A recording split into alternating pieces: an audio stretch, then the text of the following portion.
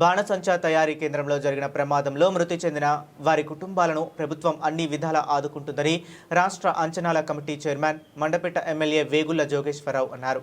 ఆయన మీడియాతో మాట్లాడుతూ రాష్ట్ర ప్రభుత్వం వేసిన ద్విసభ్య కమిటీ ప్రమాదానికి గల కారణాలపై విచారణ చేపట్టిందన్నారు.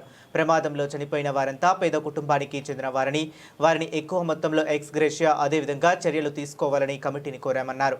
2-3 రోజుల్లో ప్రభుత్వం ఎక్స్ గ్రేషియా ప్రకటించి బాధితుల కుటుంబాలను ఆదుకుంటుందని ఎమ్మెల్యే వేగుళ్ల తెలిపారు.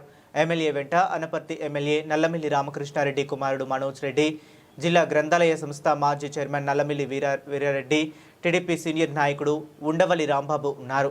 ఈ దుర్ఘటనకు సంబంధించి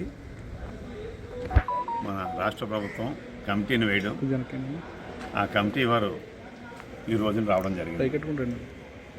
మేము ఎవరైతే ప్రమాదం చనిపోయారో ఈ బాధితులందరికీ కూడా ఎక్స్గ్రేషియో ఇంకా ప్రకటించలేదంటే ఈ కమిటీ వచ్చే వరకు ప్రకటించని చెప్పినందువల్ల అది ఎంతవరకు మనకు అవకాశం అంతవరకు ఎక్కువ అమౌంట్, అంటే అందరూ పేదవారు కాబట్టి ఎక్కువ అమౌంట్ ఎక్స్గ్రేషియాని ప్రకటించమని చెప్పి నేను, అదేవిధంగా అనపర్తి శాసనసభ్యులు శ్రీ రామకృష్ణారెడ్డి గారి కుమారుడు రామకృష్ణారెడ్డి గారు అందుబాటులో లేనందువల్ల వారి కుమారుడు మనోజ్ రెడ్డి గారు కలిసి మనకి ఈ కమిటీ మెంబర్స్ని ఇద్దరిని కూడా రిక్వెస్ట్ చేయడం జరిగింది.